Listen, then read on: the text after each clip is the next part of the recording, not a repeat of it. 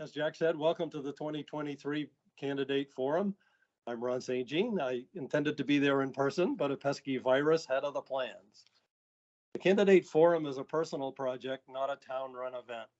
Happily, the Select Board is allowing us to use this facility, which is nicely equipped to handle remote participation. And that can only happen because Connor McIver is volunteering his time to manage the technology. When my colleague Jack Gale agreed to co-moderate the forum, he didn't yet know that he would have to do most of the work alone. Jack is one of the key people who helps ensure that our elections run smoothly. He's always ready to take on a project and is likely to create one himself if none is presented. Audience members may have strong feelings about some of the candidates. I would ask you to be mindful of the fact that they are competing for a position that requires a huge time commitment to master the complex issues involved in running the town. Board meetings are just the visible part. We should be grateful to all of the candidates willing to take on that challenge. Now I'll turn the forum over to Jack. Thank you. Thank you, Ron. So at the beginning tonight, each of the candidates, and we'll be going in alphabetical order, will be asked to do a 2 minutes answer, 2 minute introductory statement on why they're running for this office. After that, we will field questions from the audience, both here in the room, if you could step up to the lectern and line up behind there for your chance, or we'll be taking questions virtually, and we will intermix those there so no one group feels left out. Beyond that, your questions, you'll direct them to a or all the candidates, they will reply. If you direct to one candidate, the other candidates can respond to that if they have something to say. Responses for them will be roughly a minute apiece. We will be going to about 7:35. We will then have them each give a 1 minute closing statement. We ask that you turn off your ringers on your cell phones so it does not interrupt this session for the evening. It'll be hopefully a quick 2 hours for both portions of this. We'll be ending at 7:35. There'll be a brief statement by a candidate for an uncontested race, and then we'll switch on to library trustees.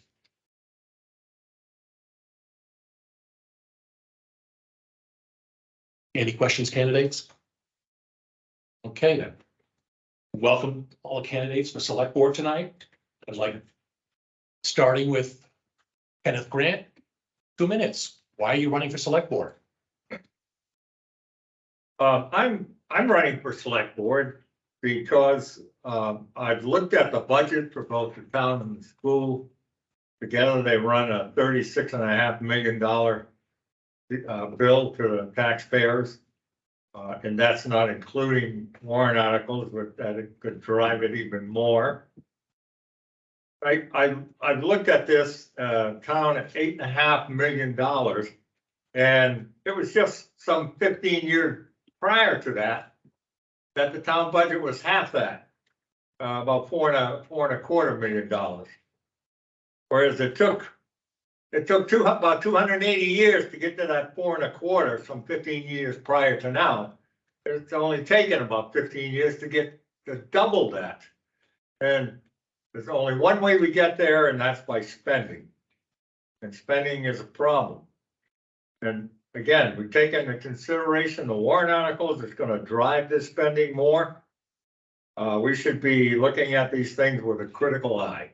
So I think that I am well equipped to be able to do that. I run my own business, and I have for 28, 29 years. So I know the give and take, the spend and income of it, and I'm familiar with, on the town side, there's more of a guaranteed income than I've got. So I'm going to watch every dollar. So that's I'm not one of the many reasons why I'm running. Thank you. Thank you. Candidate Tracy Hardikoff. Hi, I'm Tracy Hardikoff, candidate for the Select Board. I'm running for a position that I have held before, and I'm running because the town of Barrington needs knowledgeable, well-balanced, and experienced leadership. I'm running because I think my family has quite the history of sitting on select boards throughout the state, and I have an affinity for wanting to see things that are going well do even better. I know that Barrington is going to be continuing to experience managed growth. It is one of the few seacoast towns that has large land mass, large open spaces. I'm also running because I think it's important for us to recognize that we have experts as town leadership within each of our departments. I think it's important that we be recognizing the employees and the work that they've put in over the years. One example might be the building you're in right now, where employees saved us $15,000 in moving costs by moving themselves into the building. I believe in stable taxes, and I think that we have done an excellent job over the past 10 years in keeping the tax rate as low as possible while providing services that the townspeople require and need. I have a background in sociology, criminal justice, a master's in management, and at 50 went back to school and got a master's in public policy. So I hope that the skill sets that I have, along with being retired and having more time now, meet the needs of the people that will be voting this March. Thank you. Candidate Michael Houst. Thank you. I'm Michael Houst. I'm running for select board, and I'm running for select board, not necessarily because I want to, but because I'm willing to. My friends and neighbors are the ones who went and asked me to go and actually run. And they have the trust that I'm going to go and spend their money wisely and as frugally as possible, and to go and keep the regulations down as much as possible so that they can go and enjoy Barrington for themselves and not having somebody else going and telling them how to go and do it. I've spent 22 years in the Air Force. I was manager supervisor for vehicle maintenance and equipment maintenance. Then I left and I went and spent 22 years and still counting as a database administrator and statistical analyst. I've got a master's in management and a bachelor's in computer information systems, so I can dig information out and figure out what's going on. I also don't have any problems with talking to people, usually in one-on-one situations, and that larger ones are a little bit harder, but that's a bar I can go and overcome. Other than that, I'm just asking for your vote. Thank you. Thank you. Candidate Robert Russell. Hey, folks, I'm going to keep this quick. I think a lot of people in town know who I am. Similar to Mike, I had no intentions of running for any office of any kind in my life.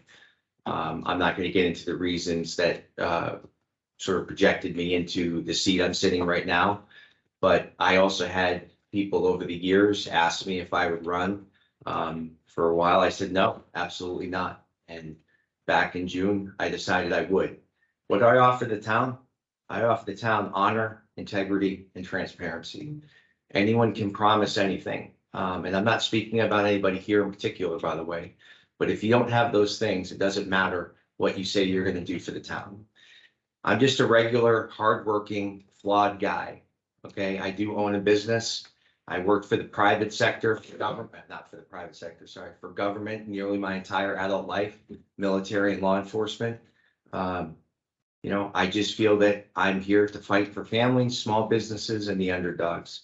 That's it. Thank you. Thank you. Candidate James Sakosha.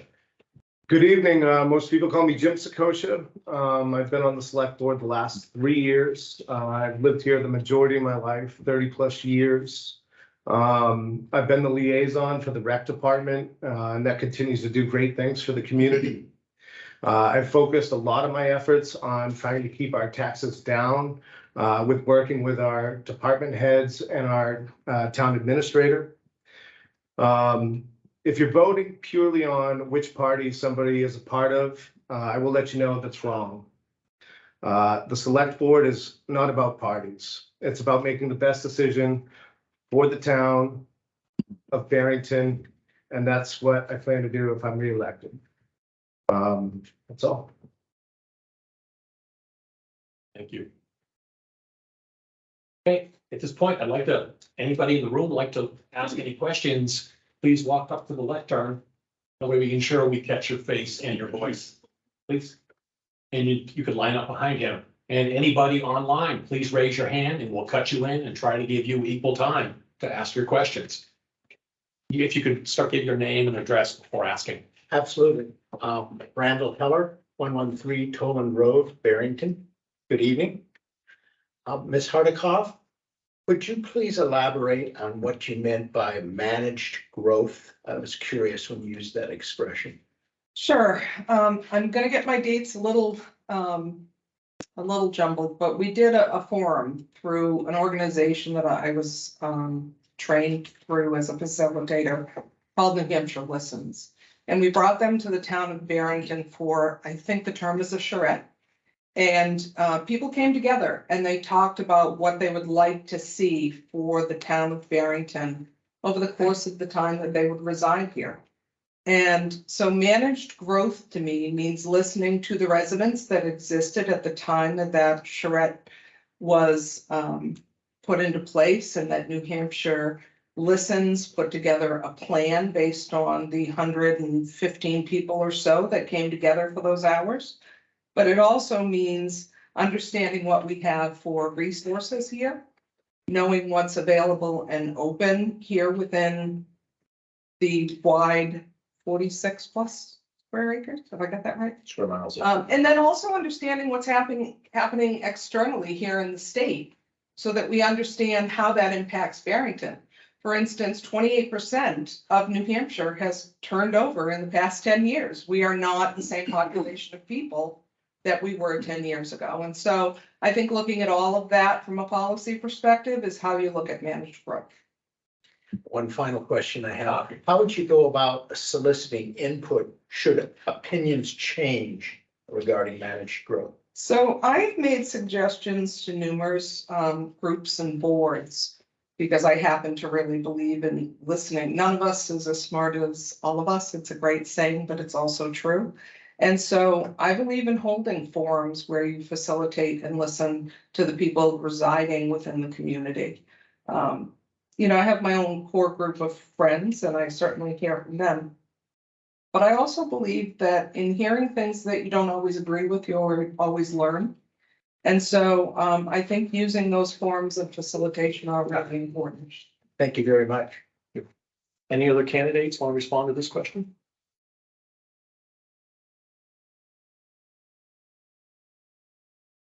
Good evening. My name is Matt Town. I live with Alderman Lake on Stillwater Way. So the question is really for all the candidates. We have had this never-ending dance about the library for really the 11 years we've been here. So I'd like to have each of you respond in terms of what your position is generally on the library, but more specifically, how you get to that point and your support or non-support for the library project. Questions for everybody. Well, she's, Goes again. Goes again. You said everybody. yeah. Ken Grant.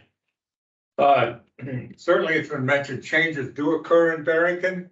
And people look at Barrington, they say, it's a nice place to move to. It's a tax rate different than mine.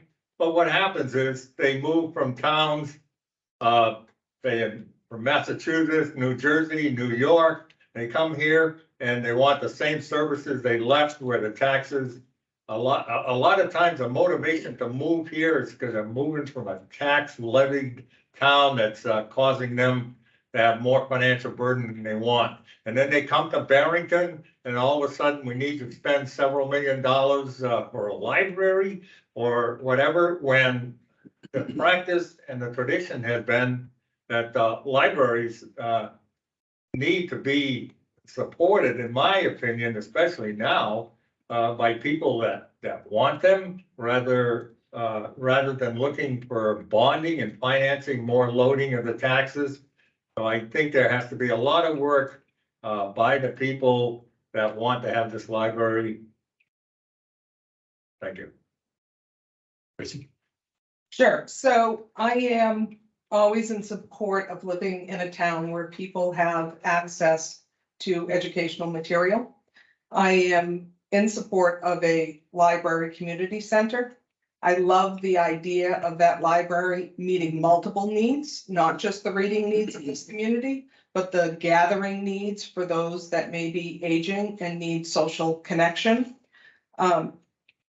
We know that children who are read to before 18 months of age and younger have a much higher chance of both attaining post-secondary education, but also living well above the poverty level. And so I would like to see us listen to the townspeople, respect how they feel about the library, consider a library that is maybe at about the same budget and size as the building we're in right now, maybe built on one level to save on some money.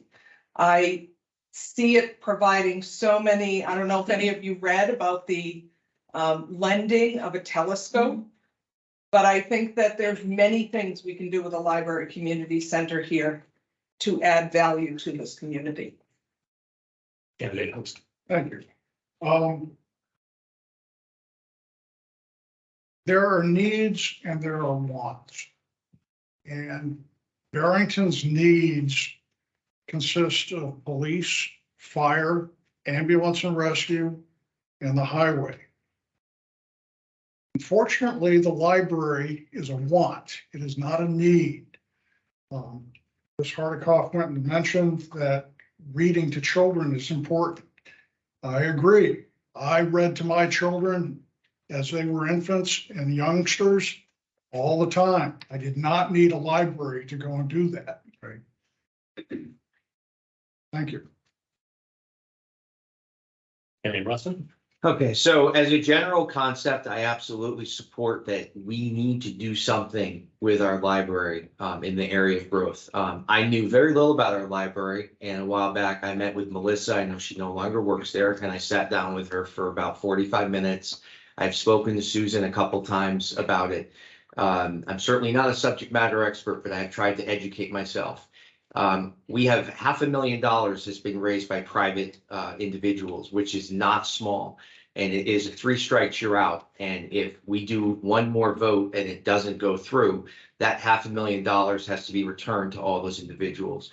I think there's a way to do it. I have absolute concerns that it is becoming more than it should. And I know there's going to be people that disagree with me incredibly. I'm not sure it needs to be a community center. In fact, I think stick with the library concept. But I've been in there. You have books on 7th shelf that people have to literally get up on a stool, and it's not safe to reach. And my family got a lot of benefit from the library. So we have to do something, but we have to do it in a financially fiscal way. Thank you. Candidate Sakosha. So being on the select board, we're 1 of 5. Not only do you get to voice your own opinion, but you also get to voice the opinion of other people in the town. And that may not line up with everybody else's opinion. I have said this in a past select board meeting. I am truly a believer if this is the best for the town, that it will happen. Do I think there are different avenues to take? I do. Do I think that, there could be more support with liaison select board to library? That can happen. But, we have to look at the people that have voted in the past. It's been shot down twice, but, there's a promising meeting ahead in March on the 25th. And, they plan to get some good ideas out there, and hopefully they get one that works. And I would also like to see the library and community center as 2 separate entities too, because I think that could allow some space in the library where it's not so clustered. Thank you. And one follow-up. I think before, if you have a second question, Yeah, you can go back and let me give the chance. You have to come back around. Okay. Our first online question for the evening comes from Roger Gingrich. Please unmute and ask your question. Hi there, and thank you all for running for this select board position. I have a question that I'd like to have the response from all of the people who are running. And then particularly Tracy and Jim, if you can also reflect on what you've done in your previous tenure as select board members in response to this question. The question is, I noticed in the mission statement for the select board, there are phrases of provide proactive representation. I don't think those three words are clustered together, but that's the gist of it. What have you done in the past? And then what do you intend to do going forward if you're elected to the select board to provide a representative type of activity in a proactive way when you're functioning as a select board member? Thanks. Candidate Host. Thank you. Provide proactive representation. Well, in order to be proactive, you're going to have to anticipate what the people are going and wanting. If you don't know what they want, then you can't anticipate what they want. So the first thing that you're going to have to do is talk to those neighbors, if you don't know already, and find out what they want to do. And then when they go and they have the opportunity, go and push those particular issues that they want pushed. That may mean warrant articles, that may mean petitions. You can be the sponsor of it. And the thing is that that's not a requirement for a select board member in that. Anybody in the community can go and sponsor these petitions by warrant. So. Thank you. Candidate Russell. So when I was a police officer in Dover, a very basic concept of community policing is getting out and speaking to people and business owners.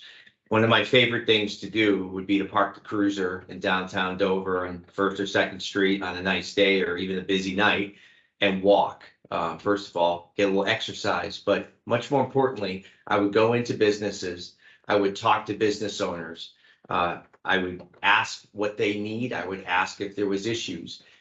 How does that relate to Barrington? Well, I think selectmen, select persons need to actually get out and get well beyond this bench. Because if the only place people see them is sitting behind this, there's a very big separation.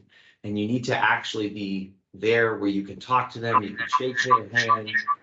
I'm just gonna pause for 1 second. Okay. You know, you could shake their hand, you can look them in the eyes, take a few notes. And like Mike said, you know, be proactive and either help them, whether it's a warrant article or just simply speak to other members of the select board, you know, in the official way you need to do it to bring up these issues. Thank you. Thanks, Rob, for the question. What I've done to be proactive is I actually helped. I was the first one to reach out to our town administrator, which helped initiate the TIF district in town, and that's preserving the town center to make it what residents want. Like I said, I've lived over here 30+ years. I've grown up in town. I'm active in town. My business is in town. We do a lot of business for residents. So I'm out there talking to homeowners, business owners. And I've also been there to, you know, to assist the recreation department as far as where they want to go for building, this and that, been a support for them. I've also worked with our department heads to negotiate budgets on plowing, as we had with Mark, you know, and we came to a reasonable solution, and, you know, that's what I'm looking to do for the town. Thank you. Thank you. Candidate Grant. I think for me, proactive representation, especially when it comes to the use of our own resources, is important. People should not be stranglehold because a small group of people come by and say that we should be levied a carbon tax, as was a petition warrant article presented in 2020 by some signers right here in the audience, that they advocated a carbon tax fine or levy without showing me at least where's this carbon, what damage is, what amounts that you're showing me that this is a damage. Today we have another warrant article that wants to have a reserve fund to build up and survey supposedly energy alternatives, but if you look at their mission statement, it all has to do with denying citizens, denying people the use of our natural resources, which include oil. Oil is not a fossil fuel. Candidate Hardikoff. I'm going to cycle back to the question that was actually asked about the library itself and what we would do in reference to proactive representation. So a couple of things for me personally that I have done in reference to the library, which has had both 49 and 54% support from the townspeople for the first two times it was presented to the town. I personally like a different approach in how we go about the library, and I think listening to the residents probably will allow us to be a town that shines with a beautiful new library. So a couple of things that I believe in and that I have participated in is sending some grant information along that could help defer some of the cost. I have gathered some beautiful photographs of area libraries throughout southern New Hampshire because I kind of have a competitive side to me and I want to see us be the best. So I want us to be the place that has a library space for all of our residents. I believe in making sure that we don't look at the world only through our own eyes. And so when we say that we read to our kids, well, great for all of us for being good parents. Yes. That doesn't mean that we don't need books available for kids that are living in households with lower income. Thank you. Mr. Air. Daniel, 334 Old Concord Turnpike. I did 6 years. I put a lot of time in. Good luck. Thanks, Dan. But basically too, I got a couple of questions I acknowledge, like Stratford and Barrington are both the same, 7 miles by 7 miles, 49 square miles. They have half the budget, half the population. What, are they doing something different up there? I don't know. And then I like to think out of the box a lot and stuff, this town center and everything. Everyone wants to make Barrington beautiful and stuff. We don't have sewer and water. And the state's gonna play a big part in that. And you get everything in there. And that's gonna draw back a lot of people. So that, I don't know if the town's going to get into that. I don't see it happening, but that's gonna be a big expense. So my question, I have two questions. I sat on this board and this building brought in with taxpayers' money, roughly $1 million, and I got it helped by other people. And the board is more educated than me with numbers. Then we got a grant. So this building was sitting there, is no burden on taxpayers. How do we get an 8% increase when we all these grants and the town got a bunch of PVP and payroll protection, all that? I don't see how it jumped so much and stuff, but I think it can be trimmed back. But that's up to the voters, not me. And then the other question is accountability, legal and moral. Can you just ask one question? All right. And is it directed at any one candidate or all, since many? No, of them are not part I'll of do, recent my one process? question will be accountability, legal and moral. How would all you handle it with staff? Mr. Russell.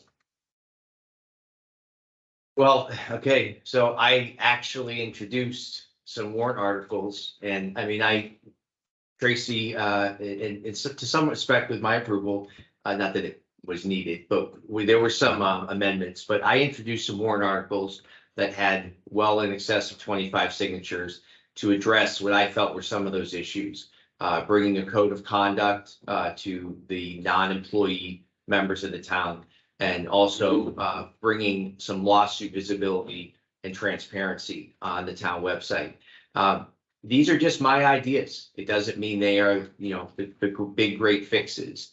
But these were a couple ideas I came up with, and kind of like what Mike said, I think people should be encouraged to come up with these ideas. Will it fix everything? No, but I think transparency is probably the #1 biggest thing. The government has to be transparent in everything it does, even to the point that it is a little bit of a burden on the government, but that is fine, because then the questions will be answered and people will not think things are being hidden. Thank you. Thanks. Mr. Scotia. Integrity, my definition is it's what you and God know. It's about doing the right thing when nobody else is looking and being a man of your word. That's how I am as an individual, business owner, family man. I do believe in transparency when we are allowed to be transparent, but I would never want to put the town in a bad place by saying something out of sorts that would get us in trouble with legal. So with that, I would be 100% transparent as I can legally to protect the town. Thank you.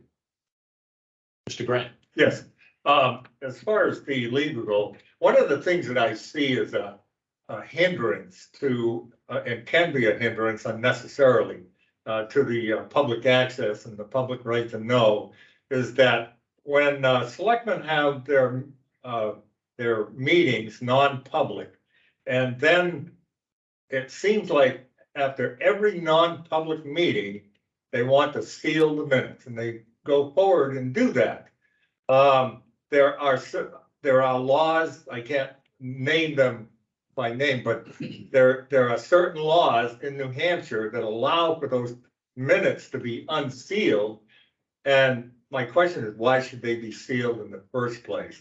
And the other accountability is if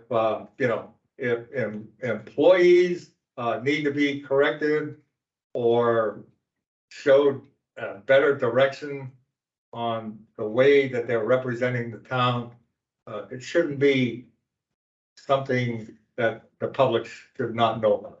Thank you. Hardikoff. Sure. So as an SB2 Senate Bill 2 community, under right to know, I think that the state has guided us in how to be transparent. I think that the town of Barrington has taken that a few steps further. One way is our hybrid meetings. Another way is to ensure that the agendas for all meetings, as well as meeting minutes, are published online and accessible to everyone. A few of the laws that candidate Grant referred to, the Privacy Act, the Fair Labor Standards Act, the New Hampshire labor laws, criminal libel and slander, all come into play. And as volunteer-elect, nonpartisan individuals sitting on the select board, we have a responsibility to focus and guide ourselves under those laws so that the privacy of all employees and any correctional behaviors for employees are kept private. So I do think it's appropriate in non-public sessions to place minutes aside, seal them for a period of time, sometimes until such time as employees have left various positions. Thank you. Thank you. Candidate Hobson. Well, one of the themes that came out when I was going through leadership school in the military and doing my master's program is that you punish in private and you praise in public. And that would apply to anybody who goes and works for the town. As far as personal accountability, you have the right to go and ask me anything for why I went and chose to make any decisions that I go and I make. If I can't explain it to you any better than that, I'll do my best to go and try in a different way. But you have the right to go and know what I'm thinking and why I'm thinking it, especially when it comes to anything dealing with the town. Thank you. Thank you.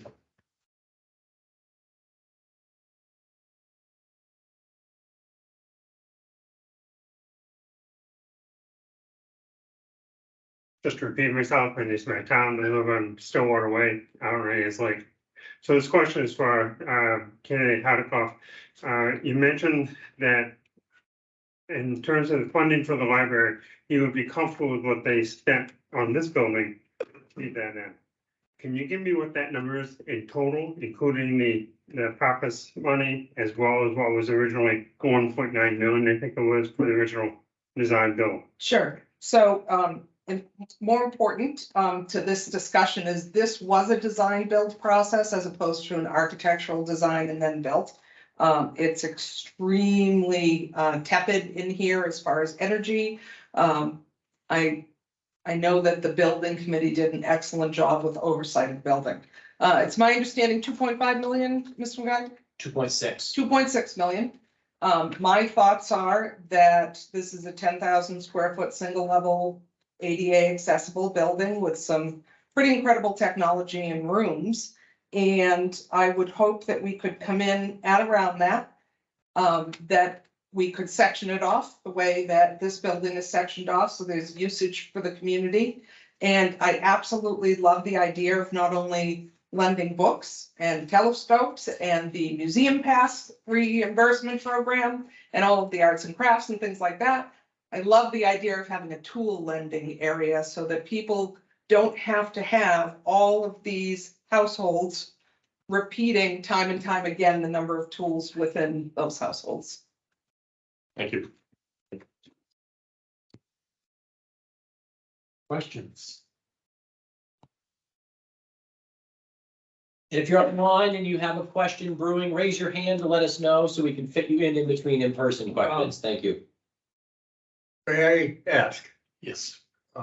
did I not hear a second, a second chance to explain a person's position on the library was chosen, but did that not add to the comments that were be able to be made by one person when should that be expanded to each of the If candidates? this was a debate format, we would do that. We're just allotting, we're keeping it simple and keeping time. If you can get someone to ask the question, you'll have a chance to speak on that topic. You did say at the beginning that if a question was asked of one candidate, the other candidates would have a chance to comment as Oh, well. okay. That you on that one. Okay. Sorry. Okay, so, All right, I thought you were. so I guess I'm I wanted to asking, rebut, yes. I guess I'm asking my second chance. You went for it first, Mr. Grant, you have one No, minute? that's perfect. So having to do with it, and I'm not choosing the library, I'm choosing getting back to the public representation. One of the big things is people in this town should know when things are being done, that their name, their family or business name could be put on something if they had been offered to do a donation to the town. They could have that name too on a plaque or up at the library or something like that. But that's not happening. I have not heard that. I haven't heard that here. The other thing is, the public needs to have representation that they should be able to see things expressly. That if the town used to hide behind it, well, we can't publish the salaries of employees because of HIPAA protections. The town did away with that. They didn't yield to that scare tactic. But the school is still hiding behind that tactic. The salaries and benefits of employees should be shown. And the last thing is that perhaps the town should be open. And if we get frozen pipes in the brand new town hall, why wouldn't the public know about it? Thank you. Any other candidates want to address the previous question?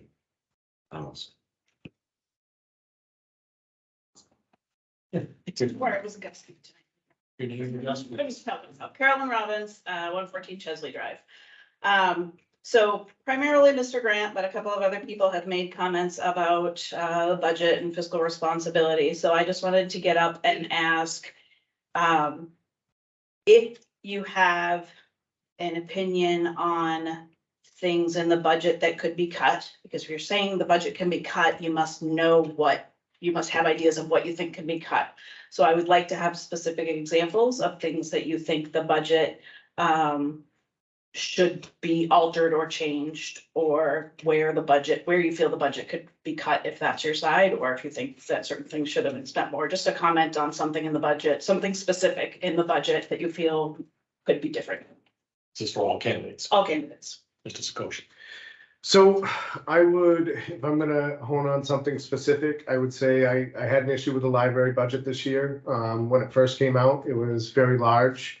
And then there was a turnover that happened, and then it was reduced by $50,000. Do I think a lot more people are going online? Yes, they are. Are books important? Yes, they are as well. But do I think that, they would be okay with a less of a budget? I do. I think that they would survive because there's a lot of good-hearted people there that keeping it going And that's what part of makes this community great, because, you know, that drive is there for the library. Mr. Grandin. I would choose to support the public voting for the default operating budget. I see no valid reason to have that budget increase the way it is. The other thing is, I certainly don't think this Article 21 is disguised as the Energy Committee. That's nothing more than the global warming. People that want to deny the people the use of the resources that are in our country.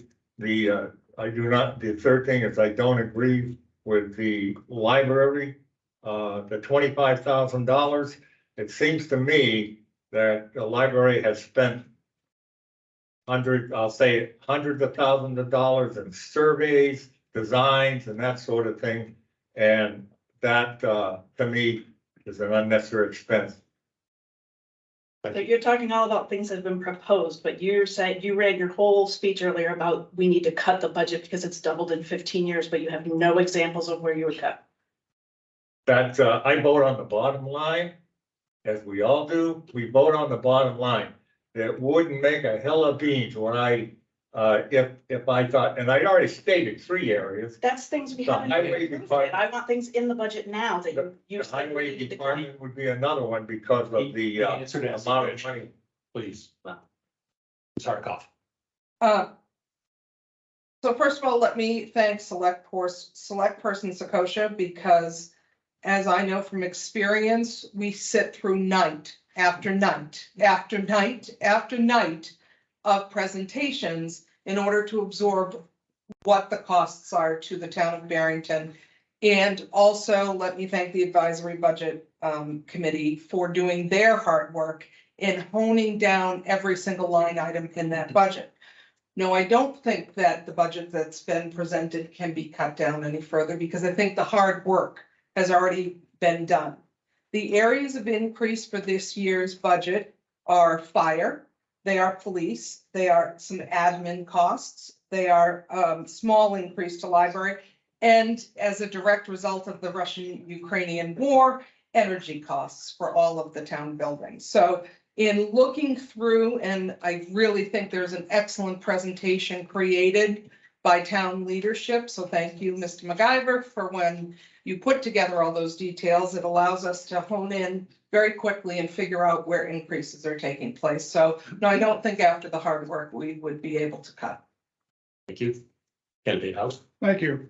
During the advisory budget committee meetings and that, we did a lot of drilling down into all of the people's budget, the library, the recycling center, the highway department, the police, fire department, all of these. We looked at each of the line items that were presented to us. And in most cases, those particular line items did not go up more than the cost of inflation. There were a few others that did. For instance, personnel manning for the fire department and for the police department are below what we considered to go and be safe and serviceable levels for this town.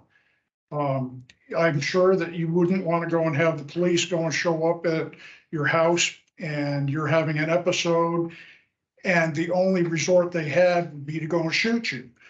That's because they only had one officer on duty. If they had a full shift of 3 officers, then they could go and use graduated responses, like maybe wrestling you to the ground or tasing you. Thank you. Russell.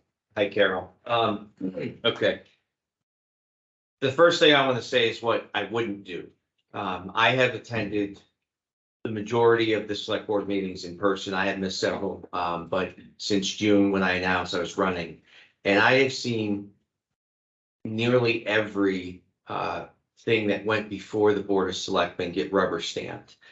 These were some of the smaller things, like I think it was $7,000, if I remember correctly, for Japanese knotweed, and the raise for our plow drivers. Not saying we didn't need to get rid of our Japanese knotweed, and I'm not saying we didn't need to give our plow drivers a raise, but these things were barely even discussed. They weren't, the knotweed wasn't something that was going to be bidded out. And I felt like, you know, if the weeds are clearly not an essential thing, and I actually heard people on the select board make comments like, well, you know, it's only $10,000. We have a $7 million, $8 million budget. It's insignificant. No, it's not. And if anybody who's married or has a spouse or significant other, if you treat your finances that way, it's a great way to go in debt. So that's the first thing. And I would also go with what our advisory budget committee says. Thank you. Hard to say it in a minute. Sorry. Here, I appreciate the question though. we now have a question from online. If Alexandra Stamoko could unmute, give us your name and address and your question, please. Yes, good evening, Alexandra Samako, 77 Brooks Road. We've heard a lot of really strong opinions here tonight about particular issues like the library, clean energy, general sustainability. I would like to know from each of the candidates, there's a lot of strong opinions about what people do not want to do. What will each of you do to not only preserve but benefit Barrington for future generations? Because a lot of those are legacy issues. And I would like to know what each of you are going to do to benefit future generations in Barrington. Thank you. Thank you. Mr. Grant.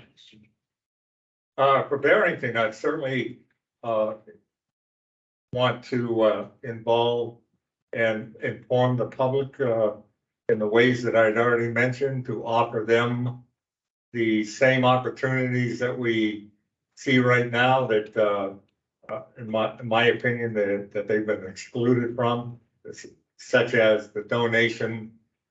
People want to make donations. They can also see their family name put on the buildings or appliances and that sort of thing. But I never see that in public.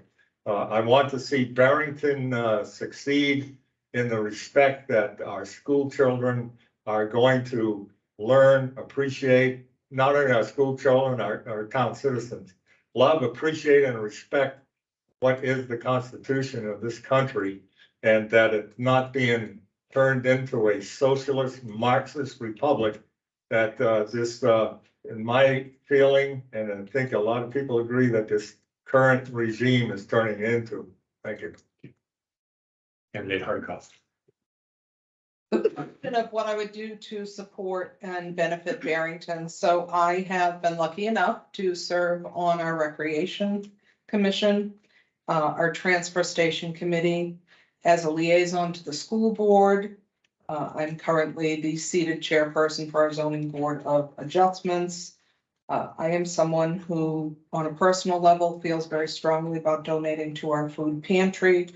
Every time I read a new book, I believe in donating the book so that it can reach others. I have sat as a select person with an entire classroom of 6-year-olds in first grade and talked to them about what municipal government does, and then did an activity with those 6-year-olds where they got to decide how their town might be formed in a vote. So I've been here 23 years, raised my kids here, been lucky enough to have one of them raise their child in this community, hoping to have the other one close by soon enough. But I love Barrington. I love the neighbor helping neighbor feel of this town. And so it's very easy for me to take my time and support and benefit in a volunteer capacity. Candidate Houst. Thank you. I have a question for you then. Would you consider giving the members of this community the best bang for their buck to go and be a benefit? I certainly do. I also go and consider giving them the greatest amount of choice on what they do with their property to be a benefit. There's several warrant articles that are up for this year. There were several last year that actually are limiting your use of your property. And I'm not sure that that's for the benefit of Barrington. So I think that's what we should go and fight against. Thank you. Mr. Russell. Okay, in a nutshell, what can you do for the legacy of this town? You can be a good person. You can fight for the people. You can fight for the families, the underdogs, and the small business owners. I said it in my opening statement, and I'm saying it again. If you don't do those things, you can make all the promises you want, be on all the committees, have all the degrees. None of it matters. None of it matters. You have to fight for the people. I was on the receiving end of some actions by the town that I think were very inappropriate. I'm not going to get into any of it. Most people know the story. That's why I'm sitting here today, because I saw what I thought was inappropriate, and I feel like I need to make sure that this town doesn't allow stuff like that to happen again, and that we do the best we can for the people. So that's a legacy we want to continue. We do our best. Thank you. It's just Scotia. Okay, so future growth. I grew up in town. I've been an avid snowmobiler my whole life. I would like to preserve and keep the snowmobiling in town as much as possible, so our youth and elders can continue to use it. I'm also going to continue the growth for the town center. As I said, I was the one who started the TIF district idea, and continued with the taste in town for everybody. Keep the working budgets low, with department heads coming together for one common goal, and that's keeping Barrington great in its unavoidable growth. There. Daniel there. This is more to the moderator or staff for clarification. The budget's already been set. We had deliberation and stuff, so we know what changes. So could you elaborate on how we need to vote or we don't count? We can't really change it. So no one thinks someone listens to this, they can call up, so go to the select, oh, change this, cut this, cut this. So everyone knows where we went through deliberations. So if someone's watching it, the knows that it's up to voting day. Thank you. You want? Well, the presentation to make all the. Yeah, it's not for, as a moderator, to tell anyone about how the government runs or. No, this clarification. Dan, you know, I'll take that as a question from my belief. If you don't believe in the budget, you don't believe it. If it doesn't pass, it's gonna go to the default budget. That's as a backup. Well, I'm just trying to make sure people watching this, don't be calling down, oh, cut this, cut this. No, I understand. Thank you. It's getting the information out there to people. Okay, with our variety tonight, with our moderator watching us, we have a question that we're gonna read because the submittal, their microphone doesn't work. Okay, so this is from G Guest. And the question is, From where? say that again? Mr. Administrator, from where? The name is G Guest. It's the name. But And- is that, are they from Barrington or? They don't provide an address. Unclear. It's unclear. The moderator said to read the question, so we're gonna read the question. You can choose to answer.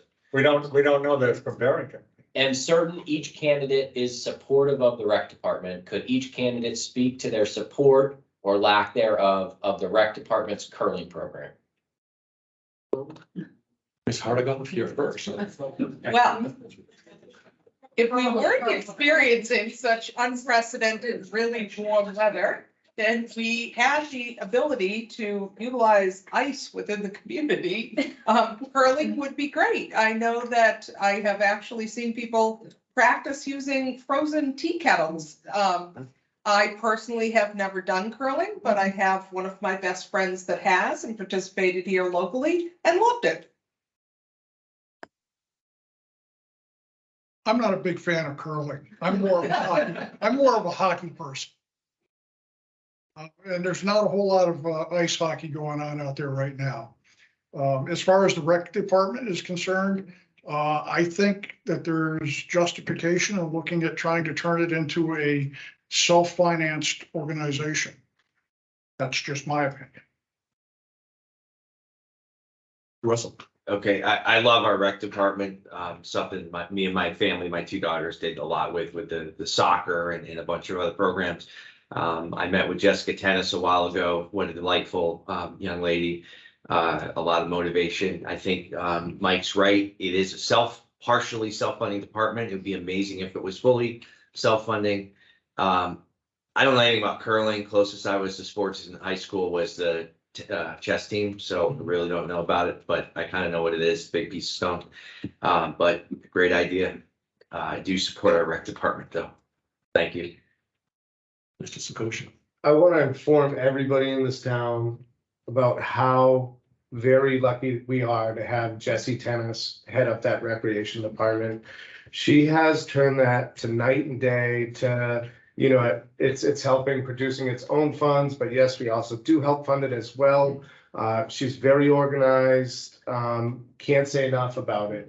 Her and her team have done wonders for this town. Also, you know, accepting the ECLC, the before and after school, the dances, the winter activities, the fall and spring. You know, it's just, you know, I don't take any credit. I'm here to help her out, you know, as far as building and whatnot, but you know, Jesse really makes my job easy as a liaison for the select board, because, you know, we touch base every week.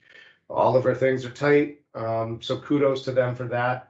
And the only curling I did was in the weight room.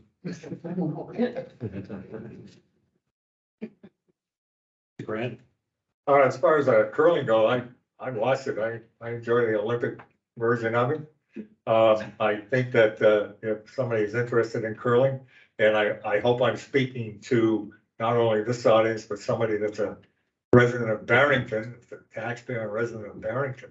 But if curling, again, I support the idea that the recreation, and it has always been the ideal that the recreation was to be self-supporting.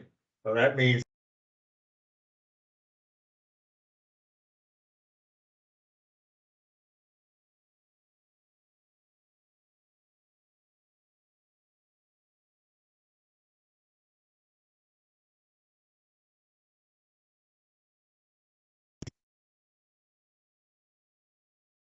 No.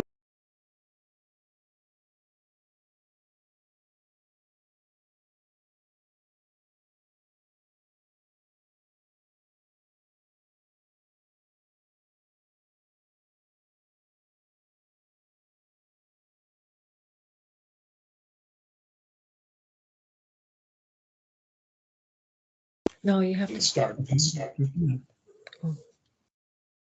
Mr. Grant. It's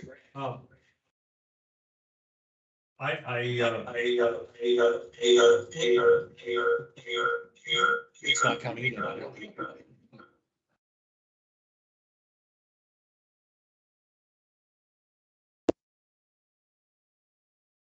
thank you for the opportunity to Should be good. speak here. And I think one of the most important things we can do, whether it be, again, the town as a community, if they're having a community function somewhere, let's understand how important it is for us to be aware, acceptable of the Constitution that we live under, and that it takes work and hard work for people who acquiesce to it and become part of the culture for defending that Constitution and protecting it from being invaded. And one of the wrong things that we are doing as a country is to reward inequality of effort. That's one of the reasons our budgets are driven to the point that they've got to print money to cover it. Thank you. Ms. Hardikoff. So in 2018, I asked how many hours of my time would be taken up by participating in a volunteer elect position on the select board, told 2 to 5 hours by the town administrator at that time. Again, to do it right, you're probably 6 to 15 because there's a lot of reading and research before you go into a meeting. I don't believe in transactional leadership. I think just checking the box and doing things doesn't work. I believe in transformational and servant leadership. It is something that, to my core, I know is what changes things for the better. I don't think anyone should run for a position on this select board unless they are a person who chooses to leave things better than they found them to begin with. And so for me, taking my time and volunteering it for this town is solely based on being sure that I would be leaving this town better with my servant leadership than when I walked in the door. Thank you. Candidate House. I guess I'm a retired master sergeant, which would probably go and translate into Latin as a retired master servant. So I don't know if that goes and holds any weight or not. In Barrington, the median family income, according to the Census Bureau, is $123,000. I certainly would like to know where they went and they got that figure from, because I don't make anywhere near that. As far as the library is concerned, I want to go and let you know something about budget. It's my understanding that the school loans have been totally paid off, yet the school budget has not gone and been reduced to reflect that. Those monies that were spent for that and that are now freed up probably should go to the new library. Just let you go and think about that come election day. Thank you. Hey, Russell. Okay, so the town of Barrington is gonna live on. Select board members will come and go. I support everybody here. We may have differing opinions. I truly believe that everyone here has a good heart and is meaning the best for the town. Remember, the town is the people.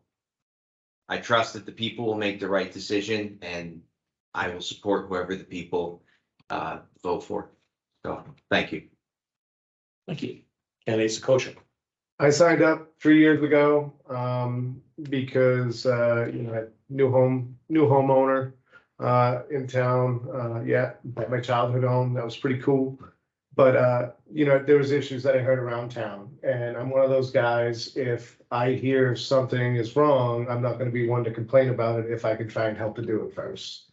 So that's why I really got involved with this select board decision, was with my background, owning a business, budgets, all of that. I wanted to help this town because I've lived here so long, and I truly believe it's one of the greatest communities in the Seacoast. And I just want to thank Ron and Jack for hosting us tonight here. Thank you for the audience in-house. It's a little smaller than I expected, and I hope online, if everybody watches this tomorrow and tonight, have a great night and vote for Sakosha Hardikoff. I'd like to thank you all for participating tonight. Now it is appropriate, if we could, for the people that are standing up to help support your community, congratulate them for their performance tonight.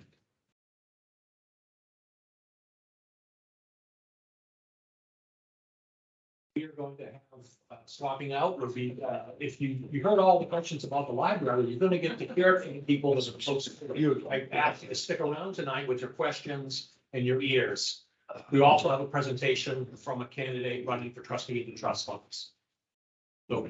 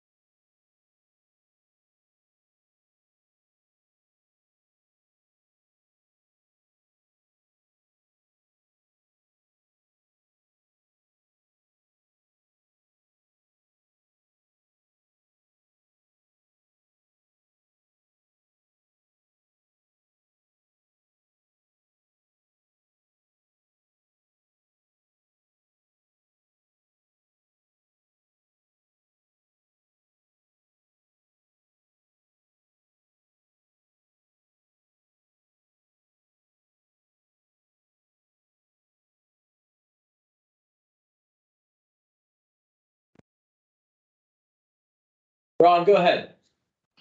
All right, does this work? Yes. Excellent. All right. I knew we'd find some computer that'd work. Anyway, welcome to the candidates for library trustee. I had that position for many years, and whoever gets into that position, I think you will enjoy it. You have the opportunity to be dealing with an organization that is one of the town's most well-regarded and most used services that it provides to its citizens. And it has a tradition of well over 200 years that we've had libraries in Barrington. So there's a lot of responsibility that goes along with it. So I hope you'll make yourselves aware of the history and the traditions that are involved if you don't know them, and just act with the best interest of the library and the town in mind. So thank you, and have a great discussion. Thank you, Ron. The format will be the same as we had in the previous half, where there'll be a 2-minute introduction, including a 2-minute introduction by a representative of a candidate who is currently out of country. And then the 3 candidates with us here will be fielding questions both virtually and from the studio audience. I hope you will do your part as they are by standing up to vote. You will stand up and raise your voice and put some questions out there tonight. Thank you. So tonight we'd like to ask, why do you want this office? We will start with Susan Gaudiello. Thank you. Well, as Ron gave a very good introduction about our beloved local library institution, I do love the library, and that's certainly a key reason to run for the governing board for the library. I've been committed to the library for many years and have been involved with the library in the past as serving about a dozen years on the library board in the early 2000s, after which I left the library board and served 2 terms as a selectman. The library has seen a great deal of change in the past year, a lot of turnover in staff for a number of reasons, from desk clerk to the director. That, needless to say, has put a lot of pressure on the library, and we've been blessed with a great staff to keep things going. The new director is going to be joining us in early April, and one of the things for a new executive is the importance of having consistent and reliable leadership on the board. So I think that that stability and leadership is important for the new director. As you know, we're also in the midst of a renewed planning process for a new library building. And again, I think stability in the leadership is going to be really critical as we move forward with the goal of bringing a new proposal to voters next year, a year from now. In addition, I feel I have a lot to offer, both in my experience, as I mentioned earlier. I'm a longtime member of the Friends of the Library. I even served for 8 years on the New Hampshire Library Trustees Association board. So I bring a wealth of information about library laws, procedures, and resources to the library board. In addition, I served in my work life. My career was in nonprofit executive positions. I have a master's in education and an MBA. And again, as I mentioned, that long experience as a library trustee as well. Thank you. Thank you. Mr. Heller. Thank you for this opportunity to introduce myself to you this evening. I'm Randall Heller, a Barrington resident since 2005. I served 26 years in the United States Navy Medical Service Corps. After 30 years, I hung up the lab coat and went back to school, and I earned my teaching certification from the American Board of Certification for Teacher Excellence, where I graduated with honors. I taught grade school as a substitute teacher and tutored up until the onset of COVID. I currently sit on the Seton Academy School Board in Rochester. Why am I running for Barrington Library Trustee? My reasons are purely altruistic. I want to ensure learning opportunities for both adults and children, in addition to expanding on-site seminars, clubs, reading sessions, and visual presentations. I look forward to working with the currently elected trustees to provide the best library experience possible. In closing this introduction, allow me to quote from the former Dover City Mayor Dean Trefethen's campaign promise. "What you see is what you get." Thank you very much. Thank you. Mr. Natale. So good evening and thank you to everyone here tonight, listening in at home or watching the recording. These forums are an important way to speak directly to our friends and neighbors about the important leadership roles in our community, and it is a critical piece to keeping our republic functioning at all levels. My name is Frank Natale and I'm running for library trustee. My family and I chose to settle in Barrington about 4 years ago. I have been a scientist for over 22 years. I've managed labs, prepared budgets, written grant proposals, authored peer-reviewed papers, and have trained and mentored many new scientists. Before I begin as to why I should earn your support as library trustee, let me first begin by reading from RSA 202-A5. Every public library shall remain forever free to the use of every resident of the town wherein it is located. So why did I feel the need to read that to you all? I want to state unequivocally here tonight, I have no intention to dismantle, destroy, or lessen the library in any way, nor do I intend to ban any books. There have already been a handful of what I believe to be fake social media profiles attacking me, spreading disinformation and blatant lies about why I'm running for this position. And I want to stop those dead in those tracks right here. So why am I running? I believe the library could benefit tremendously from new, fresh, and diverse ideas, and I believe I'm someone that can bring those ideas to the table. The library is an incredible resource to Barrington, and it is truly amazing to see the value it brings to our community with what little it has. I want to focus on more donation-based activities to really build up that $500,000 war chest that we have to put towards a new or expanded facility, which I know we're going to talk in much greater detail later in this forum.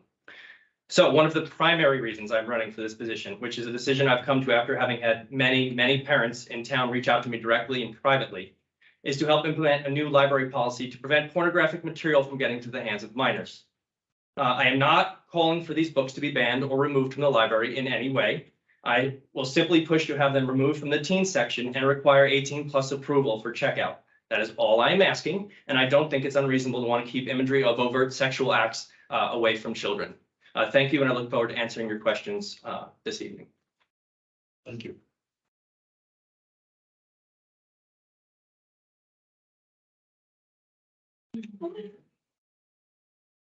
Hi, everyone. So first off, my name is Lindsay Maziars. I am not Carolina Bodner, but Carolina Bodner is not here this evening, so she has asked me to read this on her behalf. So after serving 4 years on the Barrington Public Library Board of Trustees, I am pleased to announce that I, Carolina Bodner, am running for re-election for another 3-year term. Public libraries have always been an important part of my life, and our Barrington Community Library is especially dear to me. I grew up in Manchester and have lived in Barrington for over 50 years. I taught special education, first grade and grades 3 through 4 in Somersworth for 40 years.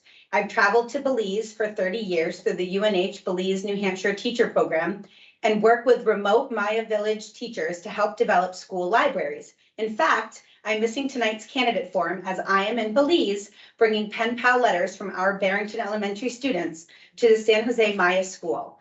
Since my retirement, I have enjoyed, the many advantages of our Barrington community and have volunteered with End 68 Hours of Hunger, Barrington Bloomers, and Friends of the Library, and have participated in the important Envision Barrington and master plan process. As a trustee, I've seen the importance of the many services and programs our library provides for all ages, from children and families to seniors. I would like to continue to work to ensure that our library grows to meet the challenging needs of our community, as witnessed by the enthusiastic response to our Library of Things initiative, which loans out various items from telescopes to sewing machines and saves patrons money in the process. I can be reached through the library website. If you have any further questions, please consider voting for me, Carolina Bodner, on March 14th as the library trustee for another 3-year term. Thank you.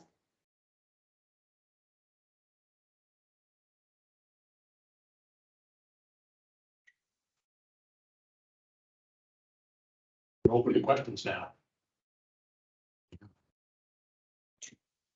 I'm wondering if you'll share what the most recent book is. I know you Oh, want. sorry, Tracy Hardikoff, 48 Stone Farm Road, Barrington, New Hampshire. I'm wondering if you'll share what the most recent book was that you read, why you chose it, and why you enjoyed it. 1 minute. Well, I just read a book called Lessons in Chemistry. Yeah. And it is a fabulous new book. It's a debut book by a novelist. And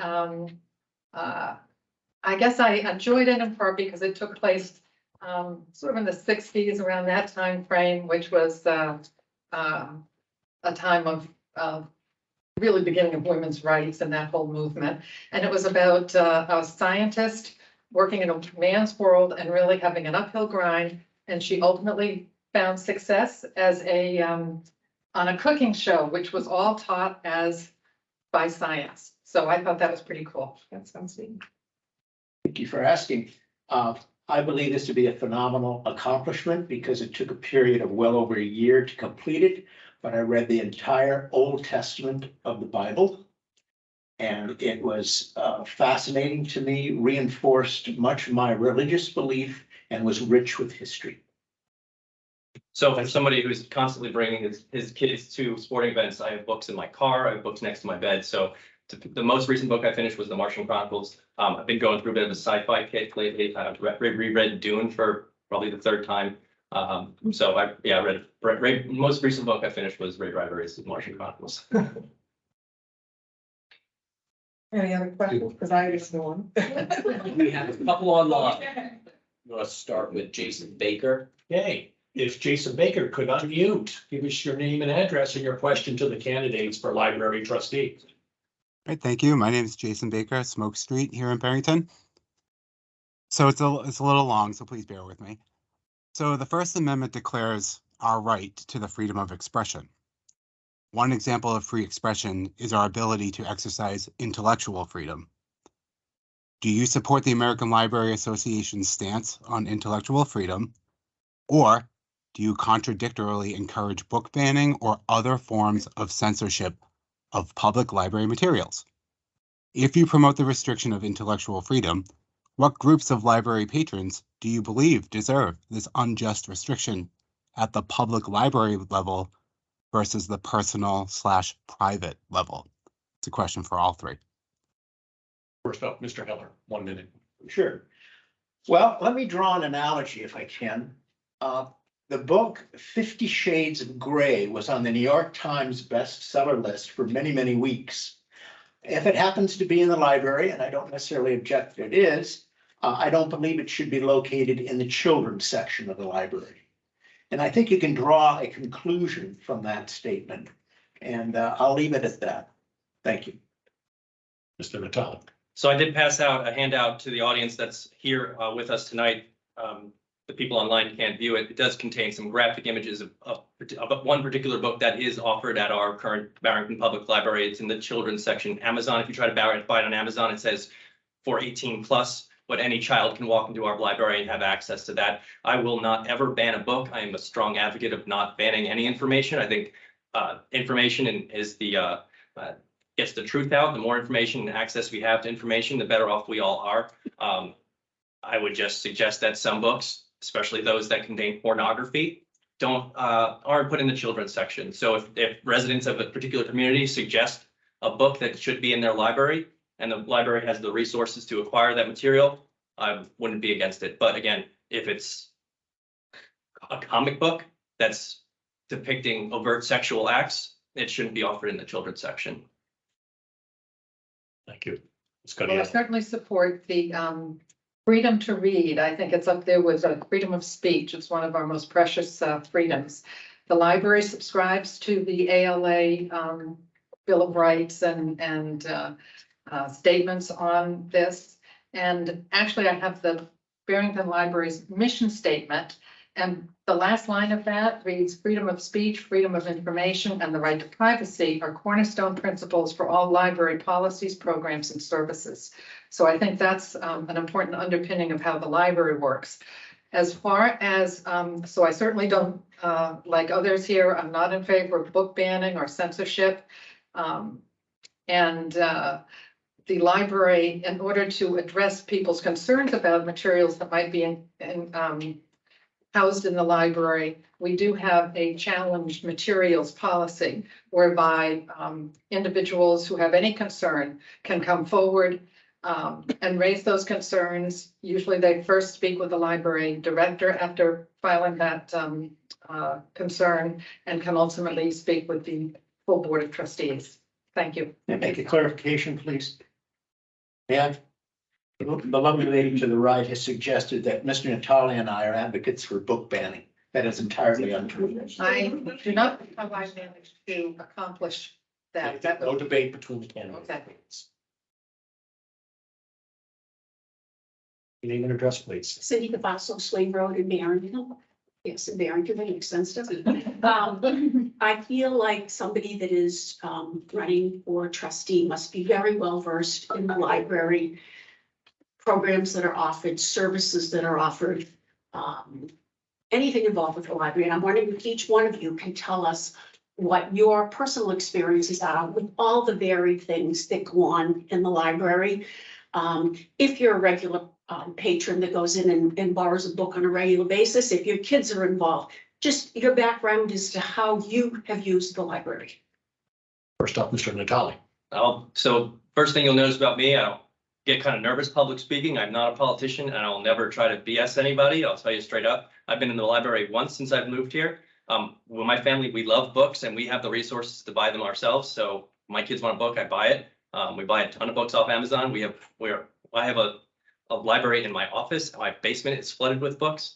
So I'm familiar with the library calendar. One of the things I talked about in my opening statement is more donation-based activities. So I would, as a library trustee, I would encourage more activities where they're free to the public, but you kind of nudge the people that have the means to donate and really start building up that war chest. Because I'm sure somebody will talk about it later, but I really think we do need a new library. I don't know if the communities want to accept a $4 million library, but the more we can get donations, I think the easier the pill will be to swallow to put something else, to get a new library up there. So. Sure. The question was, how do I use the library? I use just about every service except for story time. Whether it's downloading books, using Hoopla, DVDs. I am an extremely frugal Yankee. Some people think I'm liberal. I'm known as one of the most frugal people around. And that means discovering the library means I rarely buy a book now because I can get it from the library. If they don't have it, they'll get it for me. I even attend the Mahjong group, learned to play Mahjong. I went to a program just last night that was the Bloomers program on climate change and gardening. I'm sure there's, and the book group. I always go to the book group, read good books that I wouldn't otherwise read because they were signed. So I'm sure there's a million other ways I use the library. I use they notarize my documents when I need a notary. Just about everything they offer, and they're great. Thank you. I confess that my wife and I occasionally use the Barrington Library, and we are more often inclined to check out DVDs there rather than books. I have in the past set up displays at the Barrington Library. I brought in my childhood books from the 1950s to include Rin Tin Tin, The Little Red Hen, Crusader Rabbit, and we set those up in a display case in the library for the benefit of the community. It's kind of a throwback to show you what it was like decades ago. I also confess that I more often use the Dover Library because the Dover Library offers more than the Barrington Library. They have game nights, which I participated in the Dover Library, guest presentations, movies, and I'd like to see that expanded to the Barrington Library. That's why I mentioned in my introduction, I want to work to include visual presentations, clubs, reading sessions, etc. Let's compete. Let's be competitive with the other libraries on the Seacoast. Thank you.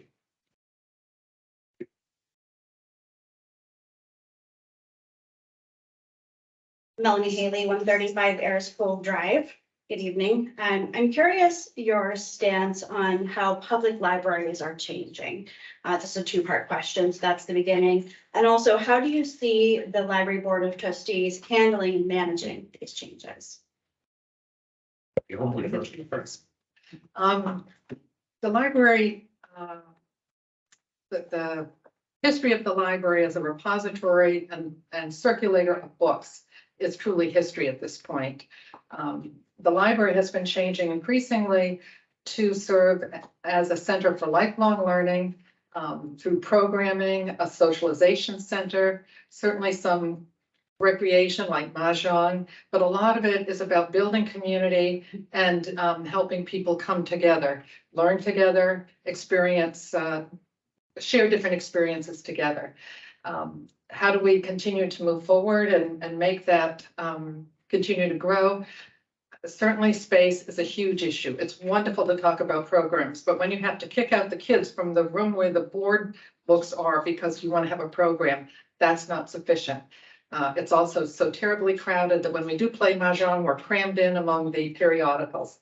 It's just not sufficient to meet all those growing needs of the library and what the public wants and needs from a library now. Thank you. Mr. Heller. Yes. Obviously, libraries are becoming digitalized. They're now serving more than just a receptacle for books. They're also a meeting place for the community, where clubs can meet, community activist groups can meet. How do you manage these changes that are going on in the library? You canvass the community and ask, what would you like us to do for you as a library? And try to be responsive to the desires and needs of the community as best as we can. Yeah, I'd like to echo a lot of what Mr. Heller just said. I do see, like, as internet and things, everything's much more digitized, and the internet's going to play a bigger role in the future of all libraries across the country. He mentioned the community center. I think a big part of next year's warrant article for the proposal for the library is going to have to keep all that in mind, while probably keeping costs down, and just paying more attention to what the community wants and needs. It's already been shot down twice, so somehow polling the community. I know the original poll showing the support for the library was just done through like social media and through the paper. So there should be a better way to get a greater response. I think the response was only 320 people out of a town of over 9,000 that responded to that survey. So we need to get more people engaged and get a better feel for what they feel they want out of their library.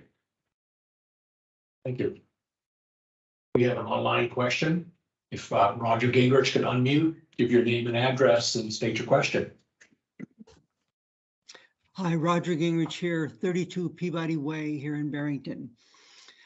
We've heard some discussion from the select board candidates as well as already from you folks tonight about the size of the library, and it hasn't changed, Mr. Natali, in the last year that you were last present in there. It's still a very small place. In fact, in 2006, there was a library consultant, expert library consultant, that was asked to look at the needs. And her conclusion was that it was very, very small, too crowded for the population of Barrington at that time, about 7,500. My question is, now that we're in the 9,500 range and still growing, where would you look to see how large a library we should really have for the town that we live in? And I'll give that question to the two guys sitting there. Susan and I have already had this conversation. First up is Mr. Heller. Well, that's an arena I confess to being no expert in, so I would consult with the Barrington Planning Board and ask for their help. And I'm all ears. I'm willing to learn. And I'm an advocate for moving forward with a new larger library, providing it represents the will of the people.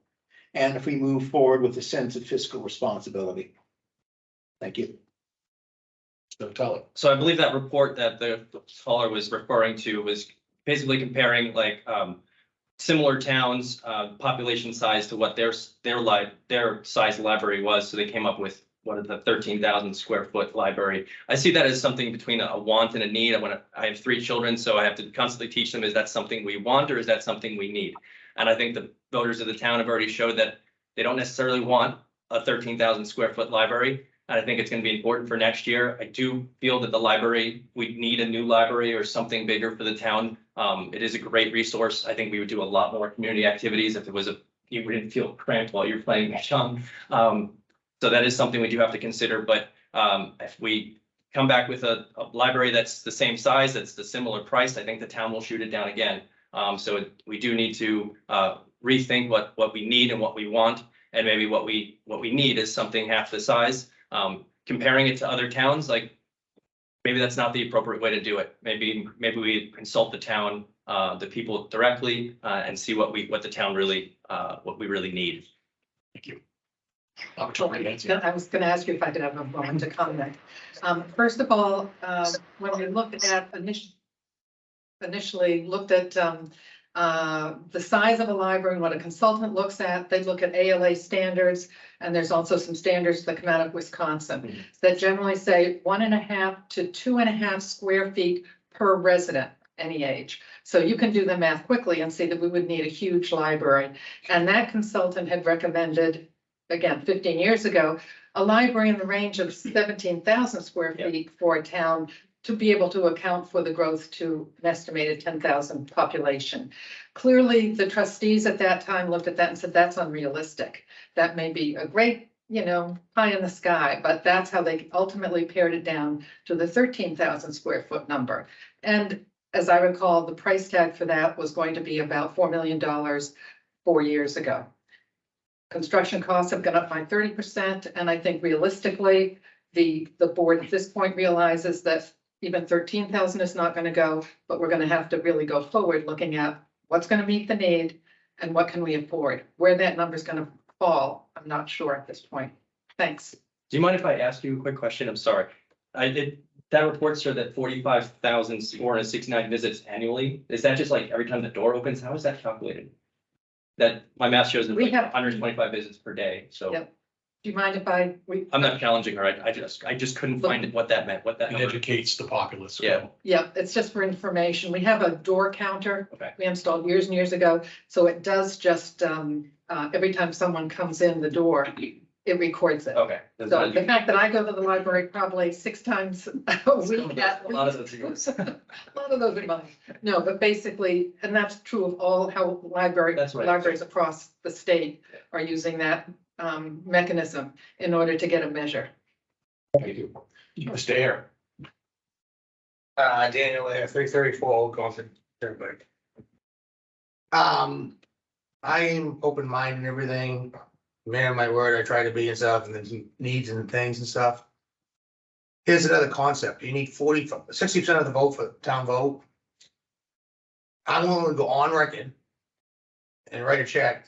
If you take 4,500 people, someone writes a check for $777, it'll be $3.5 million. And I think that's something that would be built for that and meet the needs of the town. So I can't visit myself retiring in this town because I can't afford it. Physically, I can't see where this town's going and stuff. I'll tell you right now, but I'm willing to make a commitment. I'll be one of 4,500. I'll write you a check right now. I think a lot of people would, because it wouldn't offset the tax burden in the future. For the future generation coming up, because I don't know how the younger generation's gonna afford to live. Thank you. Is there a question there now? Yeah, well, at least I'll go fund me. One of 4,500 people. Okay. I'll go first. Absolutely. You're up. I spoke about in my opening statement. I'm a big fan of getting people to donate, voluntary action. I'm not a huge fan of taxation. So if we can get people to voluntarily contribute, I would be all in favor of that. Absolutely. Oh, the Library Foundation, which is chaired by Mr. Gingrich, who asked a question earlier, is the group that has taken the lead on fundraising for the library and raised that first $500,000. They're, I know, in the process of researching grants and additional means for donations. So we will be making, or they will be making every effort to continue to raise additional funds over the coming year. Excellent idea. Let's solicit library benefactors. Perhaps we can get their name on a brick. Thank you. Hi, Karen Town, 36 Stillwater Way, Barrington. I'm currently a trustee of the Barrington Library, and I have been active on the foundation during the infancy stages when we were raising the $500,000. And I'm curious that Mr. Heller, you go to the Dover Library because it's better Why haven't you been involved up to this point in trying to fund a new library or trying to garner interest in the new library, such as being part of the Library Foundation Committee? We're always looking for people to become involved. And I'm curious why you're choosing trustee now. Did you appreciate my display at the library of the books from the 1950s? I'm not sure what year that was. Been here 10 years. Yes, it was there on display for quite a while. And I am active in the Barrington Library Okay. as well as the Dover Library. And I look for the opportunity to work with you should I be elected.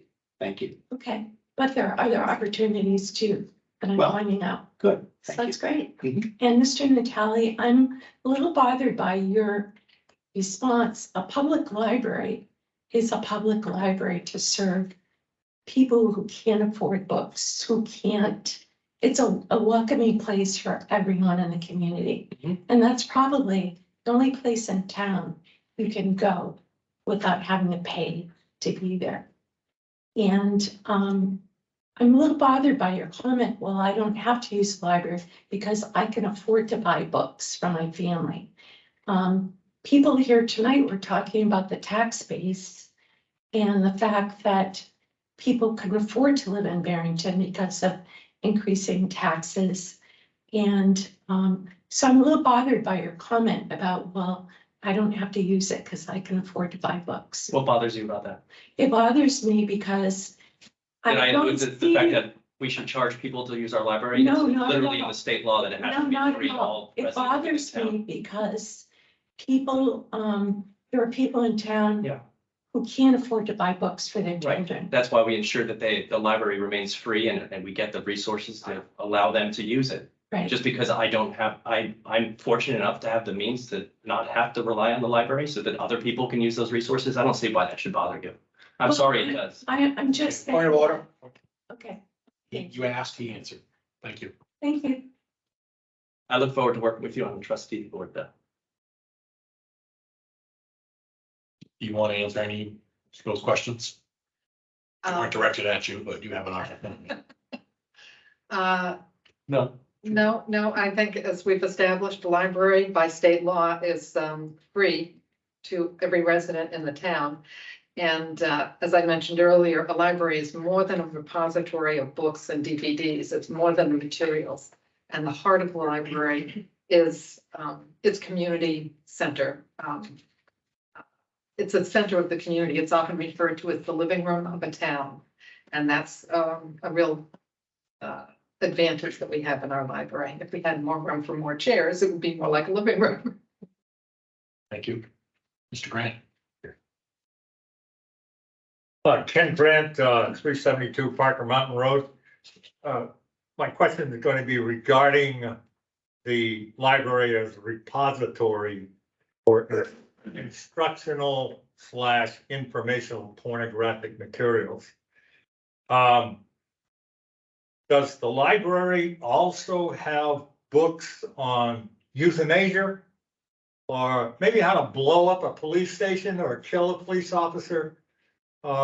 If you're not going to prohibit things that are right out of Saul Alinsky's book on destroying the culture, why wouldn't you have these other things? And then also a part of that question, if you have these, and so does Los Angeles, San Francisco, Manhattan, and Baltimore, you could move there, become part of that culture right to the very end. But since the library has adult and children, I would like to be able to come up and set up a gun club in the library. And those AR-15s, the other guy calls them AR-14s. But that's what I would like to do. But my question is, I'll point the question. If this type of material is in the library, who is saying it's okay? Who's ordering it? That person or persons should not be anywhere near the library. Thank you. But that is the question. I don't know who's ordering those books. I don't know. Was that the question? I don't, Yes, that is the question. Who's ordering that material? I don't know. I'm not part of the library trustee. I don't know how the, who This orders. lady is. We have a collection policy and we have staff, professional librarians who are selecting materials based on the demographics of the town, the expressed interests, certainly requests. I can't tell you what specific books are in the library. I also can't tell you what qualifies, this sounds like a Supreme Court thing, what qualifies as obscene or pornographic versus educational. That's not What's already been mentioned. The gentleman over here mentioned. and I'm saying to you, I can't quite really respond to. Would you consider this obscene or pornographic material? As I said, Nothing, please. The audience, you know. I think if you have concerns about materials, the specific materials that the library has, that should be brought to the library through our challenge materials policy. Mr. Heller? Well, I'd like to reiterate the statement. I have difficulty defining it, but I certainly know it when I see it. And if there are in fact books that Mr. Grant mentions currently in the library, they should be brought to the attention of the library trustees so that they can deliberate and appropriately pass judgment on whether or not those should remain there. And that's, I would see, as part of the job of being a library trustee. Thank you.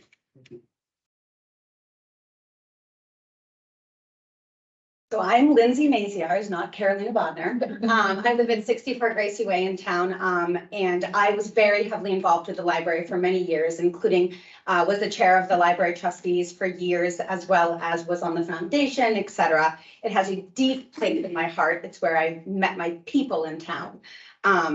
I want to thank you, Susan, for everything you've done for not only our library, but for other libraries across the state, and your knowledge is evident tonight. I guess my question is, you know, Mr. Heller and Mr. Natali, I understand, Mr. Heller, that you stated that you put in the display case that you made a display. I'm very excited that you did that. My questions is, how do you plan to create change in a space in part of a community that you yourself both have said tonight that you're not really a part of? Mr. Natali, you mentioned that you've been to the library one time. So I'm not sure how you can create change in a system if you don't understand the system. So that's my question. So I'm a scientist, so I can look at the data and I can help. I mean, I can offer my opinions, but if we get some feedback from the community and I can look at the numbers, I can help with the planning. I don't feel my lack of time spent in the library is really a deterrent to what I can offer. I do bring new and different ideas like you've been. Thank you so much for your service as former chair. I didn't know that. And for you for all your time spent helping the library. I'm sure the service is well appreciated and thank you for that. But sometimes some different opinions or different ideas from a different persuasion is useful. Like, you know, I would spend many times with different scientists and trying to brainstorm different experiments and things like that. And sometimes somebody would think of one thing that, you know, you've designed this giant experiment, but there's this one little piece and that fits right in there. So I hope to bring like my different perspective into the thought process and help create change in that way. Thanks. Thank you. Ms. Cahill. Oh, you don't think the question was addressed to me? If you have an opportunity. I think I'll pass. Mr. Heller. Forgive me for contradicting you, but I do feel a part of it. And I think being a good listener, which I feel that I am, is going to be part of the job. And if our library community wants a particular activity at the library or something to be offered to the community within the library, then I'm going to listen to what they want and hopefully be able to provide it to them. Thank you.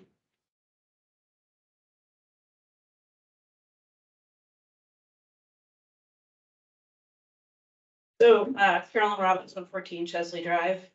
I very strongly feel that the children of Barrington, children, teens, adults have the right to access information through the library as they would like to. I think that people develop, their brains develop, their personalities develop, their sense of self develops well into late teen or adulthood. And unfortunately, not everybody has very supportive families in their home. And so the library is a potential way for kids and teenagers to learn about themselves biologically, gender-wise, sex-wise, if that's what's necessary. And the fact that you want to take that away from teenagers because of your personal opinions disgusts me.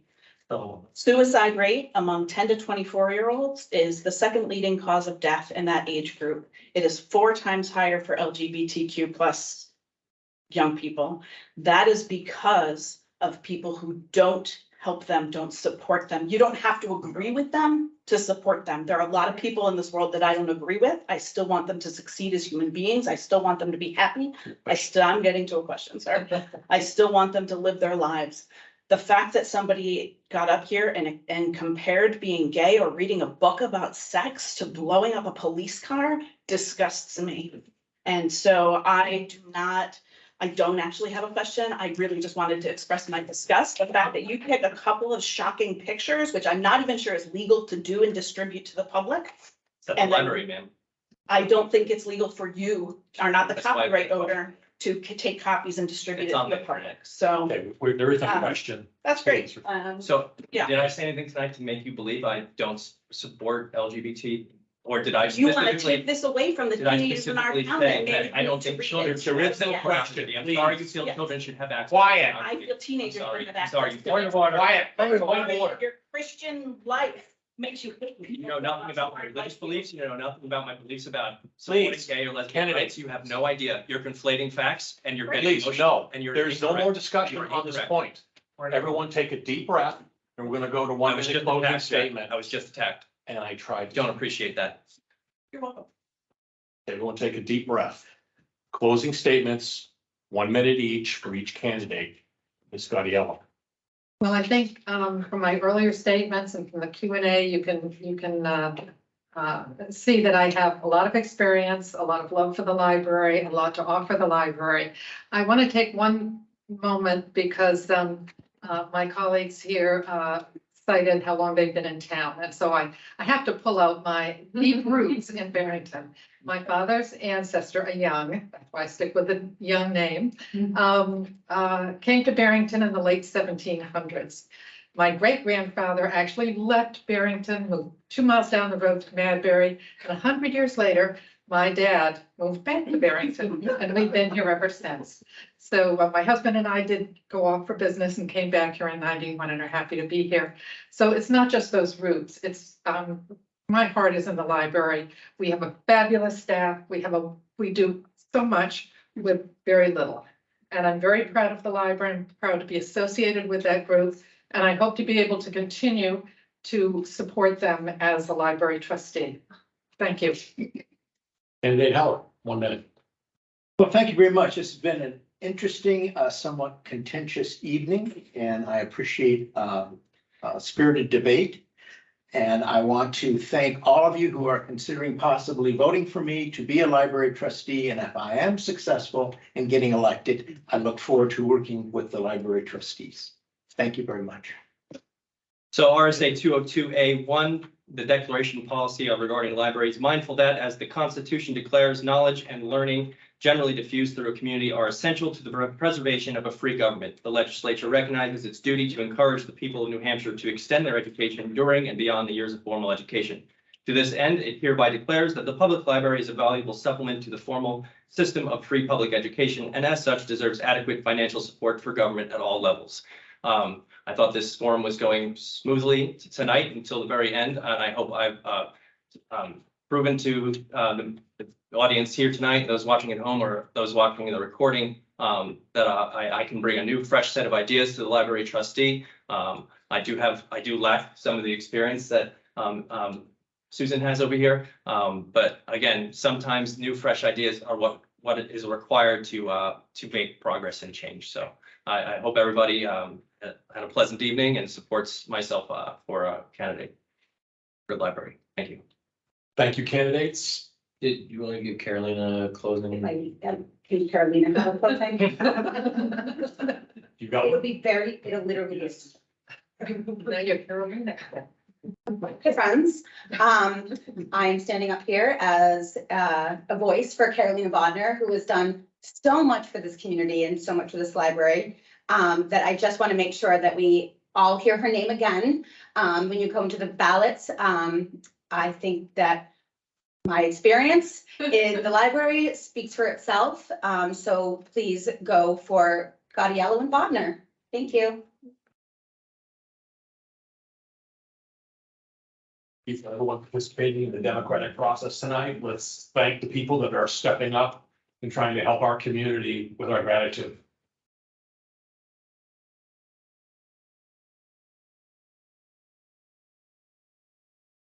Concludes our program for tonight. Remember, Tuesday, March 4th.